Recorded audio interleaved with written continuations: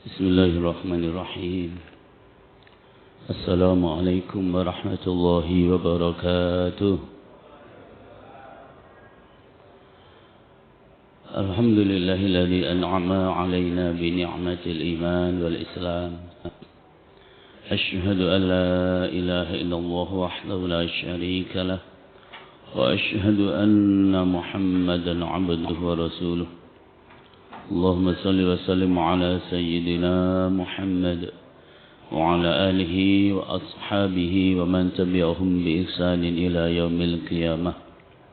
Qala Allah Ta'ala fil Qur'anil Karim, Bismillahirrahmanirrahim.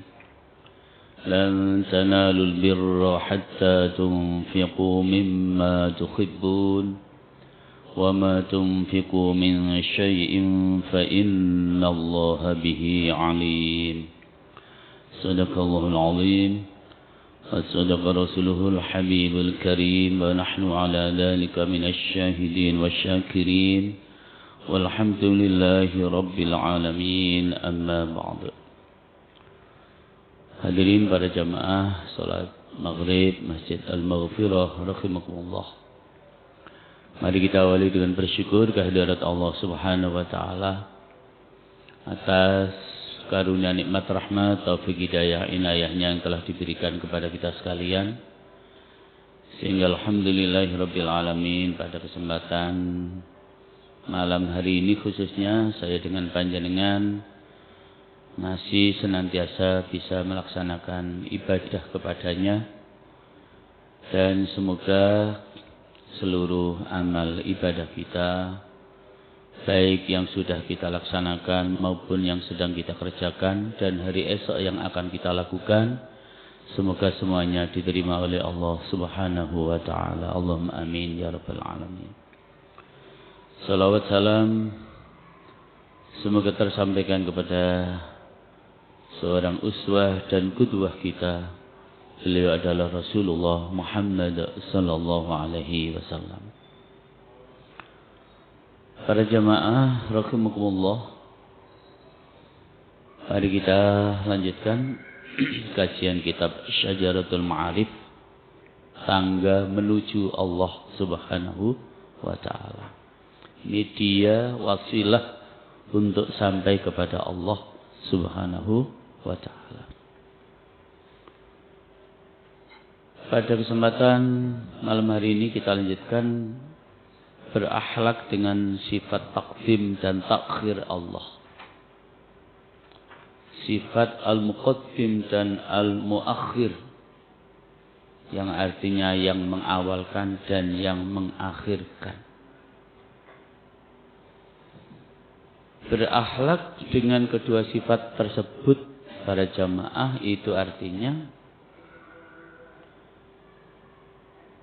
dengan mengedepankan apa yang Allah perintahkan untuk kita kedepankan dan mengakhirkan apa yang Allah perintahkan untuk diakhirkan, yaitu mengedepankan yang harus dikedepankan dan mengakhirkan yang harus diakhirkan, yaitu dengan mengedepankan yang baik-baik atas yang rendah-rendah, mengedepankan hal-hal ketaatan yang paling wajib daripada yang sekedar wajib, yang paling utama atas yang utama, yang sempit atas yang luas. Dan hendaknya kita mengedepankan hal-hal yang taqarrub dan ketaatan di awal waktu, karena sesungguhnya Allah Subhanahu wa taala memuji orang-orang yang bersegera di dalam melaksanakan kebaikan. Jamaah rahimakumullah, sebagai orang yang mukallaf, saya dengan yang sempit atas yang luas, dan hendaknya kita mengedepankan hal-hal yang taqarrub dan ketaatan di awal waktu, Karena sesungguhnya Allah Subhanahu wa taala memuji orang-orang yang bersegera di dalam melaksanakan kebaikan. Jamaah rahimakumullah, sebagai orang yang mukallaf, saya dengan panjenengan memang harus betul-betul memperhatikan hukum taklifi, hukum yang membebani orang-orang mukallaf. Mulai dari hukum fardu, wajib, sunnah, makruh, haram, jaiz. Jadi hukum taklifi tersebut para jamaah itu membawa sebuah konsekuensi masing-masing sesuai dengan status hukum-hukum tersebut. Dengan kita mengetahui hukum taklifi itu artinya para jamaah, jangan kita berbuat yang kemudian tidak sesuai dengan anjuran dan akhlak dengan sifat Allah Al-Muqaddim dan Al-Muakhir ini. Misalnya, lebih mengedepankan ibadah yang hukumnya sunnah, sementara yang wajib malah kita lupakan. Sebentar lagi insya Allah saya dengan panjenengan akan kedatangan bulan yang penuh berkah, bulan suci Ramadan. Kalau tidak tanggal 28 ya mungkin tanggal 1 Maret kita sudah harus sama-sama menjalankan ibadah puasa. Banyak yang masih terjadi tarawihnya sregep, tadarus Al-Qur'annya sregep, tapi besok pagi enggak puasa. Itu terbalik para jemaah. Tadarusnya sampai semalam suntuk, begitu menjelang subuh ngantuk, bahkan kemudian tidak salat subuh. Terbalik para jemaah. Kedepankan yang fardu, baru yang wajib, baru yang sunnah. Ya. Tinggalkan yang haram, ikuti yang subhat, bahkan hal-hal yang tidak jelas status hukumnya. Sehingga orang itu kalau hati-hati dalam mengais rezeki Allah jamaah.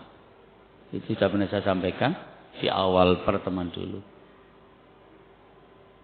Kalau kemudian kita ini mau bisnis jualan sesuatu, itu benar-benar mencari tempat yang halal. Tidak kemudian ngapunten jualan di atas trotoar. Itu kan bukan tempat jualan. Itu tempat orang jalan sebenarnya. Jalan kaki maksudnya. Hal-hal seperti itu seharusnya para jamaah harus kita perhatikan. Bapak Ibu para jamaah rahimakumullah. Jadi mengedepankan yang paling utama dari yang utama, ya. Mengedepankan yang baik, yang paling baik dari yang tidak baik, ya. Kemudian mengedepankan yang wajib daripada yang sekedar sunnah. Bahkan para jamaah kita diperintahkan untuk mengedepankan hal-hal yang taqarrub dan ketaatan kita kepada Allah Subhanahu wa taala itu di awal waktunya. Jadi dalam sebuah hadis itu dijelaskan para jamaah termasuk afdhalul a'mal itu adalah salat fi awwali waqtiha. Salat di awal waktunya. Salat Isya itu jamaah ya mulai jam nanti 19 lebih 2 menit. Itu kalau kita pas di awal waktu itu bisa melakukannya di awal waktu afdal. Walaupun boleh nanti kita salat jam 12, jam 1, jam 2 asal belum subuh masih boleh. Tapi afdalnya fi awwali waktiha.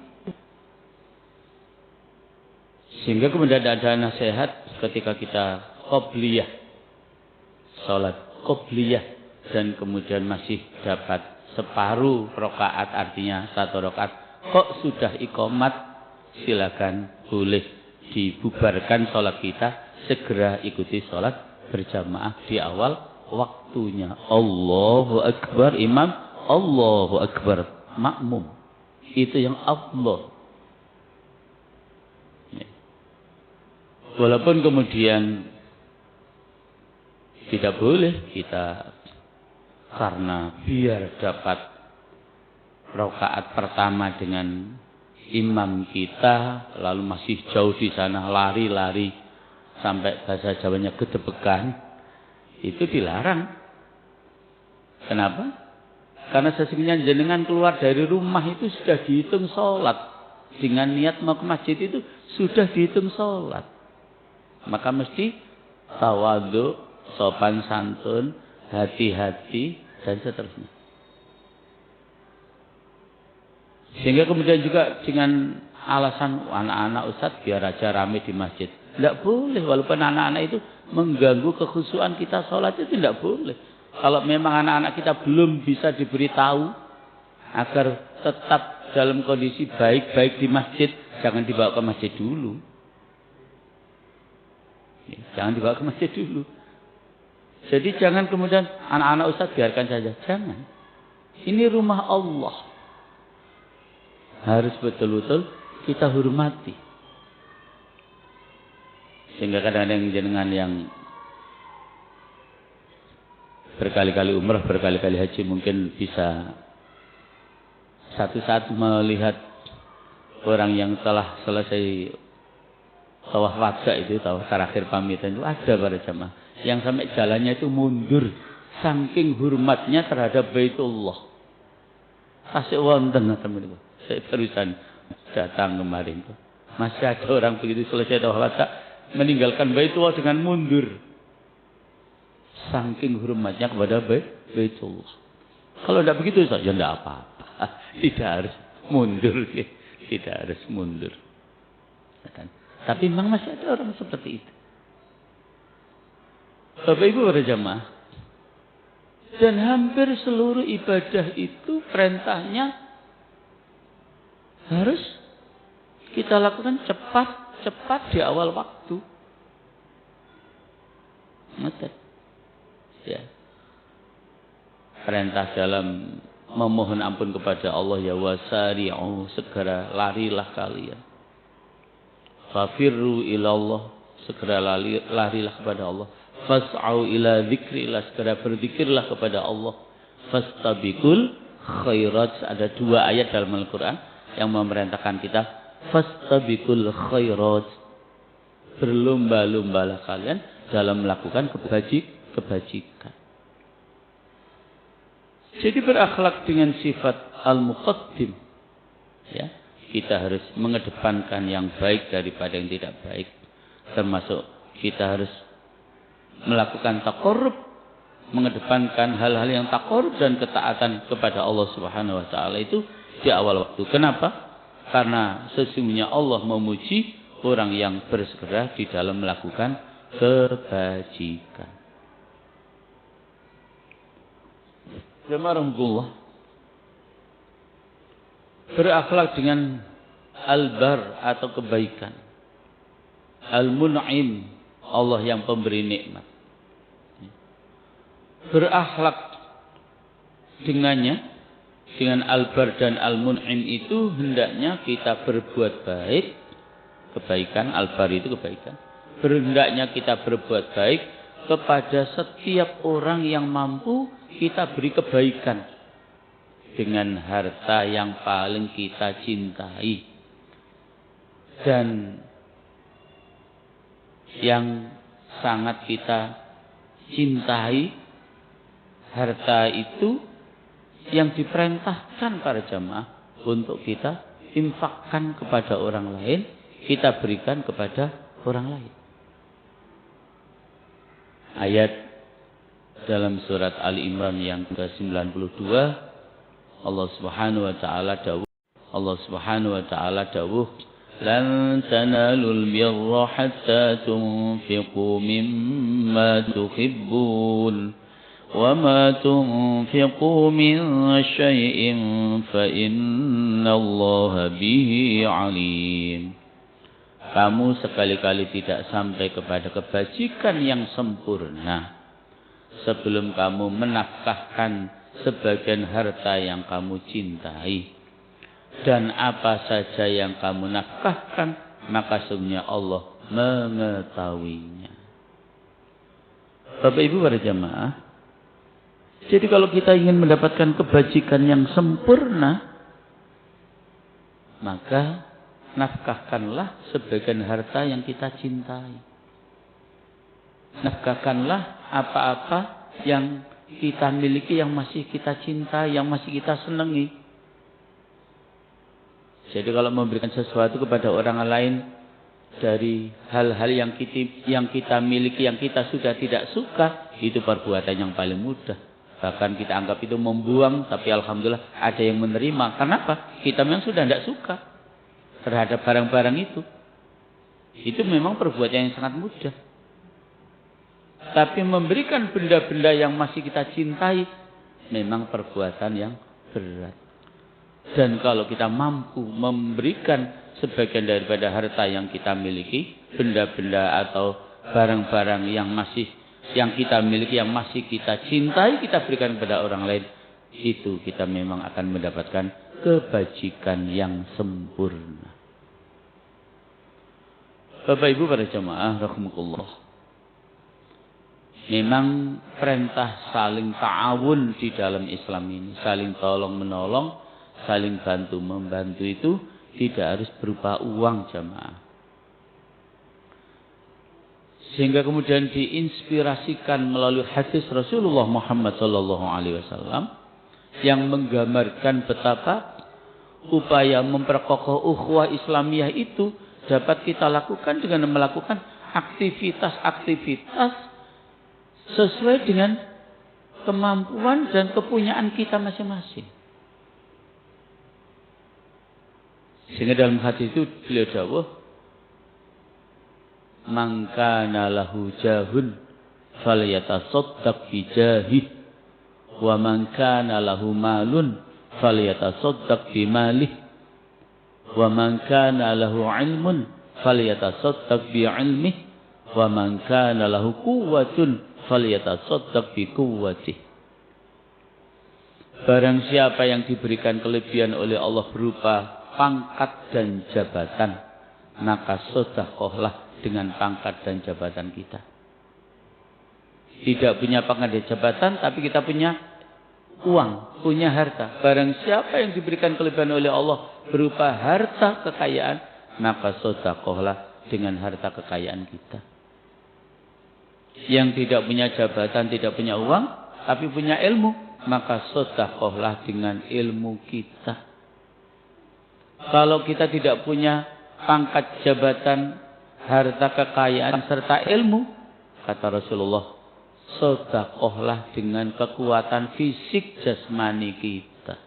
Itulah gambaran ukhuwah Islamiyah yang luar biasa melalui hadis Rasulullah Muhammad SAW tersebut. Sehingga upaya merealisasikan saling ta'awun, saling tolong menolong, saling bantu membantu di antara kita itu, sekali lagi jamaah, memang tidak harus berupa uang.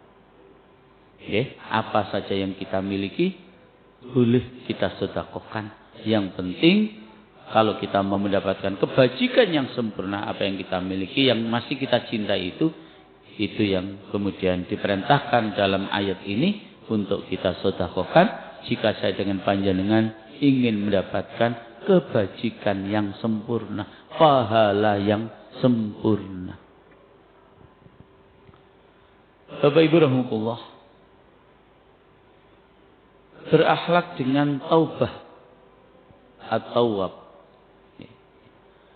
Jika dimaksudkan bahwa itu adalah yang memberikan taufik untuk taubah, bahwa Allah itu yang memberikan taufik kemudian kita bertaubat kepadanya, maka buah dari ma'rifatnya, mengetahuinya, adalah mengharapkan taubatnya atasmu. Artinya taubat yang kita lakukan ini kita berharap diterima oleh Allah Subhanahu wa ta'ala. Adapun cara berakhlak dengan at-taubah atau at-tawwab itu para jamaah, hendaknya kita menganjurkan pada orang-orang yang berbuat dosa untuk bertaubat dan mendorongnya untuk segera kembali kepada Allah Subhanahu wa ta'ala. Namun demikian para jamaah, jangan sekedar kita pandai untuk mendorong orang-orang yang berbuat dosa untuk segera bertobat kepada Allah, tapi justru harus diawali dengan diri kita sendiri, karena memang ayatnya ya ayyuhalladzina amanu qu anfusakum wa ahlikum nar. Jadi diri kita dulu, ya, kemudian baru keluarga kita yang dekat, keluarga kita yang jauh, baru saudara-saudara kita yang kita beri tausiah, nasihat agar menjaga diri agar di akhirat tidak sampai masuk neraka. Caranya hilangkan segala macam dosa yang sedang kita lakukan dengan bertaubat kepada Allah Subhanahu wa ta'ala. Para jemaah Allah, memang ada 3 kategori dosa. Ada dosa syirik. Ini berarti terkait dengan akidah, keimanan kita. Hati-hati para jamaah. Saat-saat seperti ini kita harus betul-betul mampu untuk menjaga akidah kita, keimanan kita, ketauhidan kita. Jangan sampai ternodai dengan ucapan-ucapan yang tidak dibenarkan dalam syariat Islam. Mengucapkan selamat apa begitu.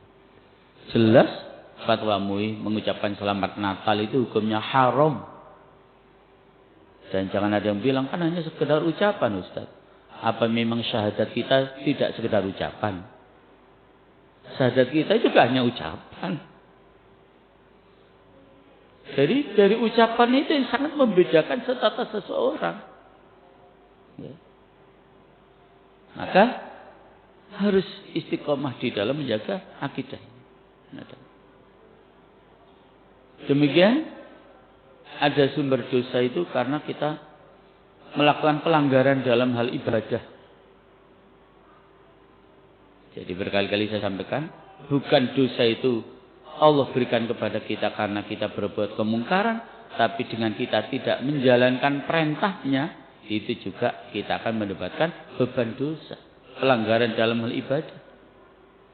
Kemudian yang ketiga, ada dosa yang terkaitan dengan sesama manusia, sebelum minan nas. Nah, jemaah, syarat agar diterimanya taubat kita itu para jemaah, jangan baca di dalam surat Al-Imran ayat 135. Dan juga di dalam surat Al-Furqan surat 25 ayat 70 ayat 71. Apa di antara isinya? Di antaranya para jamaah, taubat yang kita lakukan itu biar diterima oleh Allah. Taubat yang kita lakukan itu harus betul-betul kita lakukan karena Allah. Dan inilah yang disebut dengan di dalam At-Tahrim ayat yang ke-8 namanya taubatan nasuha, taubat yang seikhlas-ikhlasnya, taubat yang semurni-murninya. Yang kedua, syarat diterimanya taubat kita itu menyesali dan tidak mengulangi perbuatan dosa yang telah pernah dilakukannya. Menyesal dan berjanji tidak mengulangi lagi perbuatan dosa yang telah dilakukannya. Yang ketiga harus diikuti dengan melakukan amal soleh. Sekian banyak ayat maupun hadis yang menjelaskan bahwa amal soleh yang kita lakukan setelah kita melakukan perbuatan dosa itu tamhuha, akan melebur dosa yang kita lakukan dengan kita melakukan amal soleh. Lakukan amal soleh. Makanya Rasulullah Shallallahu Alaihi Wasallam pernah menjelaskan tentang ibadah kita yang paling pokok dalam hidup yang namanya sholat. Sholat ini jemaah. Apa di antara hikmah atau fungsi sholat 5 waktu yang kita lakukan itu? Rasulullah menggambarkan begitu sangat indah para jemaah. Dianalogkan dengan beliau, di rumah kita itu ada sungai yang airnya mengalir dengan jernih. Kemudian kita mandi di sungai yang ada di depan rumah kita yang airnya mengalir dengan jernih itu 5 kali sehari semalam. Kira-kira para jemaah kalau saya dengan jenengan mandi itu 5 kali sehari semalam, insya Allah badan kita menjadi bersih. Demikianlah fungsi salat. Dosa-dosa kita akan diampuni oleh Allah dengan kita melakukan salat wajib yang 5 kali itu.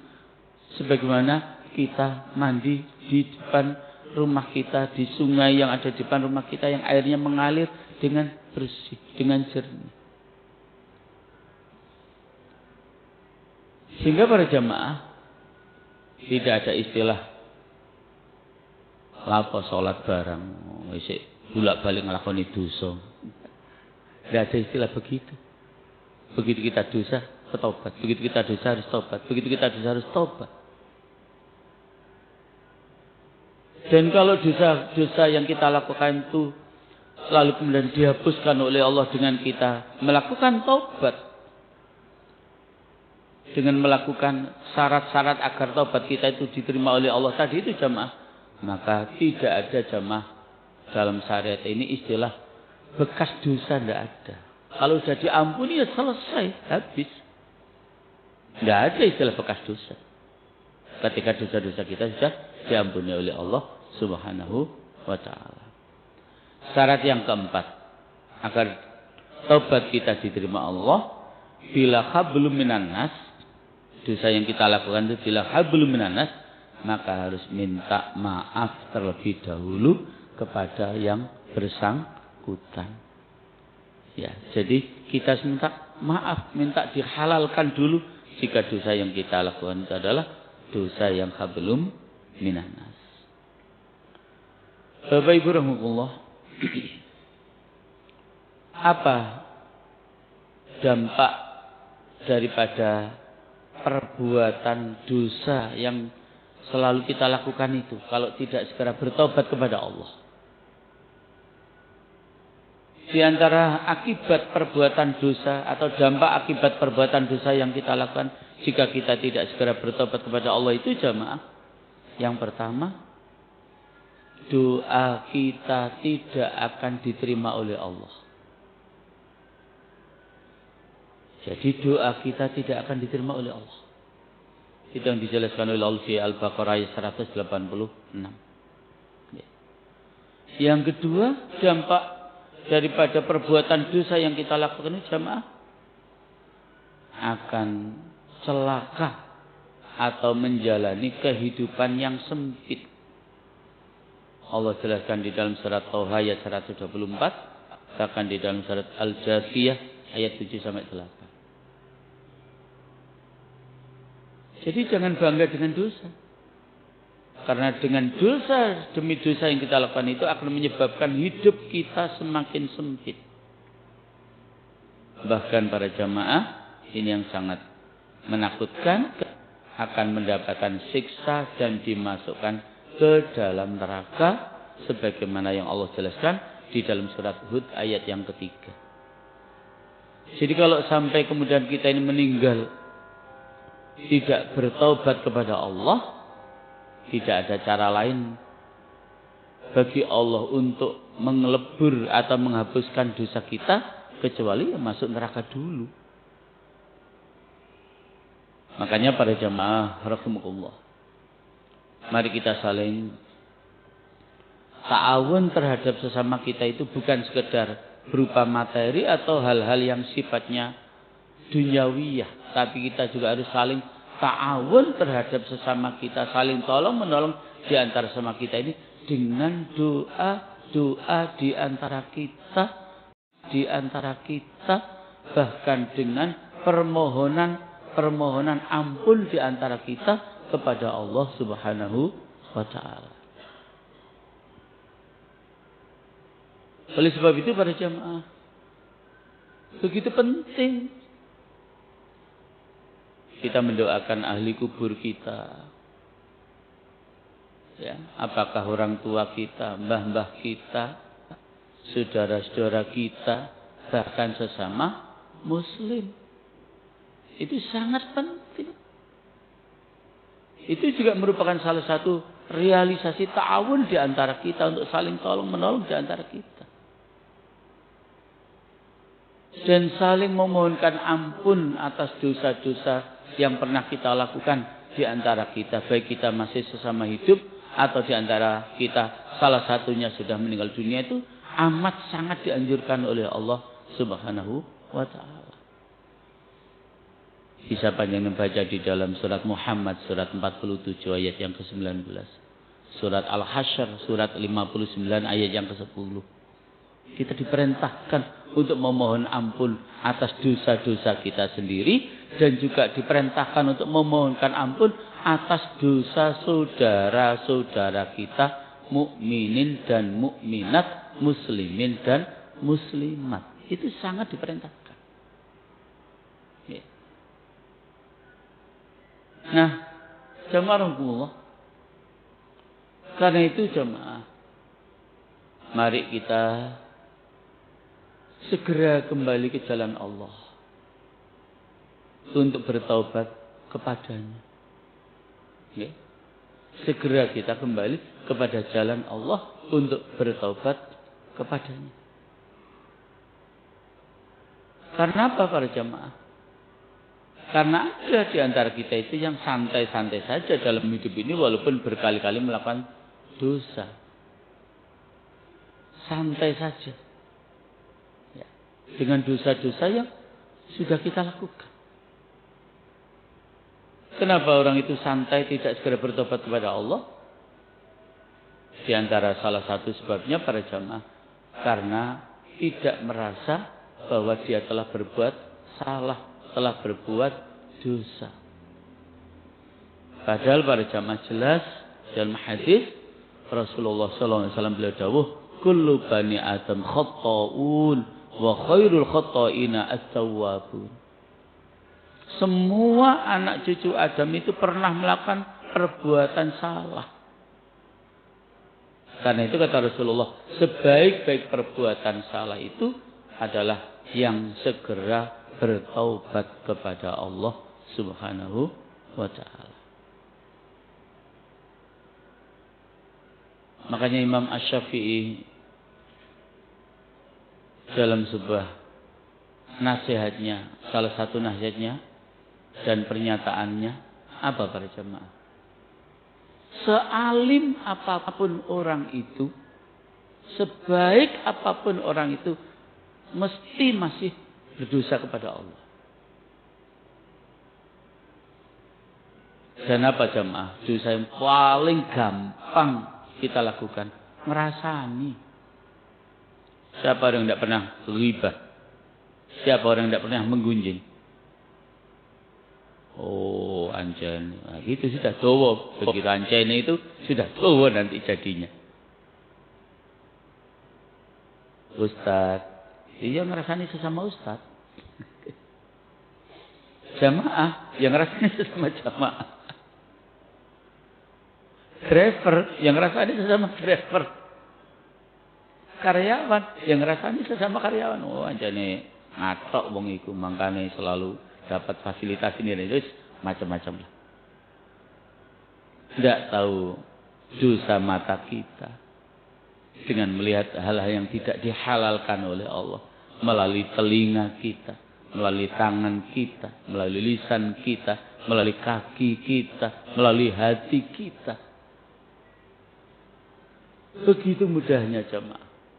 Maka tidak pantas jika ada di antara salah satu kita ini merasa tidak pernah berbuat salah. Justru yang paling benar menurut Al-Quran itu, fala tuzakku anfusakum. Janganlah kamu merasa suci terhadap dirimu. Jangan ada di antara kita yang sudah merasa suci diri, yang sudah merasa suci diri kita itu dilarang oleh Al-Quran. Yang baik itu justru kita merasa banyak salah, banyak berbuat dosa. Sebab yang kedua kenapa kita tidak segera kembali kepada jalan Allah untuk bertaubat kepadanya, tidak menyadari bahwa kematian itu bisa datang kapan saja. Jangan baca di Al-A'raf ayat 34 itu. Ketika ajal itu sudah datang jamaah, yang bahasa umumnya itu begini. Bahwa syarat mati itu tidak harus tua. Syarat mati itu tidak harus sakit. Tapi mati itu jamaah bisa datang dengan tiba-tiba. Barusan keponakan saya itu senengnya touring pakai Vespa sampai luar provinsi Jawa Timur. Barusan kemarin ke Jawa Tengah sana. Di antara salah satunya ada yang boncengan. Yang bonceng ini lucu para jemaah. Tidak tahu kalau yang dibonceng itu jatuh karena ketiban dahan pohon dan meninggal di tempat. Itu tidak tahu bahwa jatuh itu. Coba dengan sehat walafiat masih muda. Jadi kematian itu jemaah sekali lagi syaratnya tidak menunggu kita tua, tidak menunggu kita sakit.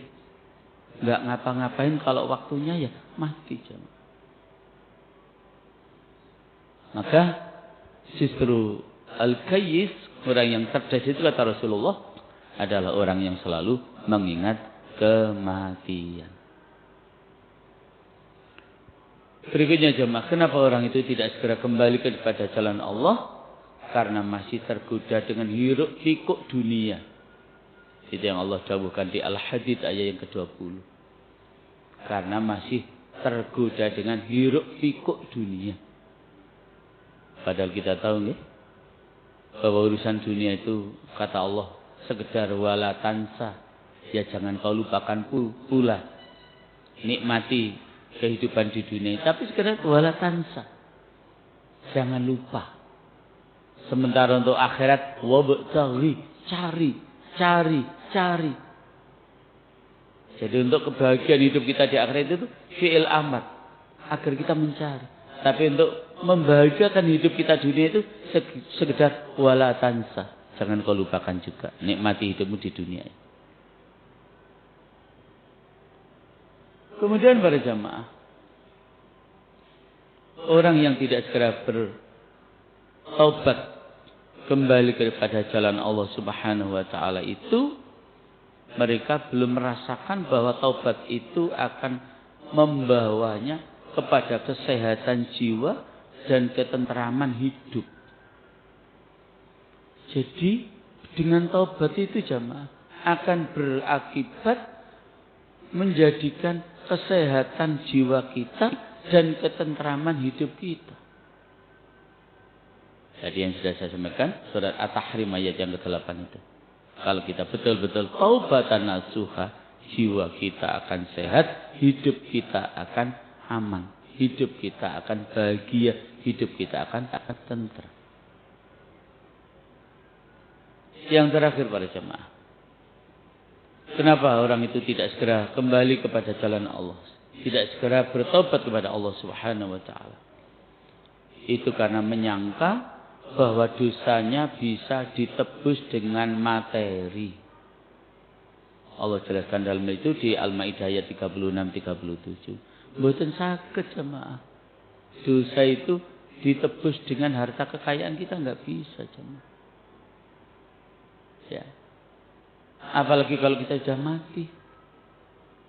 Lain kalau kita masih hidup untuk mengikuti dan membersamai perbuatan dosa yang kita lakukan, yang diperintahkan oleh Allah dan Rasulnya itu ikutilah dengan melakukan perbuatan baik. Kalau kemudian itu dalam rangka untuk bertobat, lalu kita sedekah, infak jariyah, wakaf, hibah, itu yang sangat diharapkan. Itu yang sangat diharapkan. Bukan kemudian nanti bilang kepada malaikat bilang kepada malaikat, dosa saya memang banyak, tapi saya punya banyak harta malaikat. Ini jangan ambil ya, biar dosa saya habis atau diambil oleh Allah. Tidak bisa jemaah. Bapak Ibu berjamaah. Oleh karena itu kepentingan kita berakhlak dengan at-tawwab, ya, dengan bertaubat itu sekali lagi para jamaah agar kita ini segera melakukan taubatan nasuha untuk diri kita sendiri, juga mengajak kepada orang lain agar juga segera bertaubat kembali kepada jalan Allah Subhanahu wa ta'ala. Dan para jamaah, upaya-upaya konkret yang bisa kita lakukan dalam rangka untuk merealisasikan taubat kita kepada Allah Subhanahu wa ta'ala itu memang bisa dilakukan dengan yang pertama banyak beristighfar. Rasulullah itu jamaah yang maksum itu tidak kurang dari 70 sampai 100 kali setiap hari untuk beristighfar kepada Allah. Yang kedua, ikuti dengan melakukan amal yang soleh. Ya, ikuti dengan kita melakukan amal yang soleh, karena kata Rasulullah, amal soleh yang kita lakukan itu sekali lagi jamaah fungsinya adalah tamhuha, ya, akan melebur daripada perbuatan-perbuatan salah yang kita lakukan. Termasuk yang dapat kita lakukan dalam rangka bertobat kepada Allah Subhanahu wa ta'ala itu jamaah, mari kita lakukan sholat taubat 2 rakaat salam. Begitu dosa, sholat taubat. Begitu berbuat kemaksiatan, sholat taubat. Begitu dosa lagi, sholat taubat lagi. Sudah, jangan pernah berputus asa dari rahmat Allah. Saya malu Ustaz, sudah sholat taubat baleni malih. Tidak apa-apa, sholat taubat lagi. Habis sholat taubat, mengulang lagi, sholat taubat lagi. Tidak apa-apa. Itu jauh lebih baik daripada sudah berbuat dosa, tidak pernah sholat taubat. Itu jauh lebih baik tetap sholat taubat berkali-kali. Dan berulang-ulang. Karena kita merasa banyak melakukan dosa kepada Allah Subhanahu wa ta'ala. Yang terakhir jamaah, berakhlak dengan al-mughni. Allah itu zat yang sangat kaya, memberi kekayaan, ya, memberi kekayaan. Jadi karena itu para jamaah, jangan pernah kita berharap apa yang ada di tangan manusia. Berharaplah kepada Allah. Analognya, ngeten analognya niku. Kita tahu dan kita meyakini Allah itu al-mughni, zat yang maha kaya. Maka analognya itu gambarannya dalam hidup gini jemaah. Misalnya ada seorang pencuri itu ingin mendapatkan barang yang sangat diinginkan untuk dicuri itu. Itu jangan berpikir tentang barangnya itu. Harusnya berpikir orang yang punya benda itu. Orangnya ini masih melek atau sudah tidur ya orangnya. Di sini ada satpamnya apa enggak ya? Dan seterusnya. Yang dipikir itu orangnya. Jangan barang yang mau dicuri. Demikian dengan kita kepada Allah. Jangan berharap benda itu yang ada pada orang. Karena apa yang ada pada orang itu semuanya datang dari Allah. Jadi harus konsentrasinya memohon kepada Allah Subhanahu wa ta'ala. Karena itu para jemaah jangan wiridkan ya. Setiap malam jangan pernah lupa baca Al-Waqiah dan Al-Mulk. Al-Waqiah untuk kepentingan hidup kita di dunia, Al-Mulk untuk kepentingan kita di alam barzah sampai akhirat. Kalau malam, kalau pagi minimal 4 rakaat sholat duhanya, monggo diwiridkan. Okay? Jangan hanya 2 rakaat, okay? Minimal 4 rakaat. Nah itu pagi dibuka dengan duha, malam dibuka rezeki Allah dengan kita baca Al-Waqiah. Tapi semuanya harus kita lakukan dengan ikhlas semata-mata hanya karena mengharap ridha Allah Subhanahu wa ta'ala. Oleh karena itu berakhlak dengan Al-Mughni, Allah zat yang maha kaya itu para jamaah kita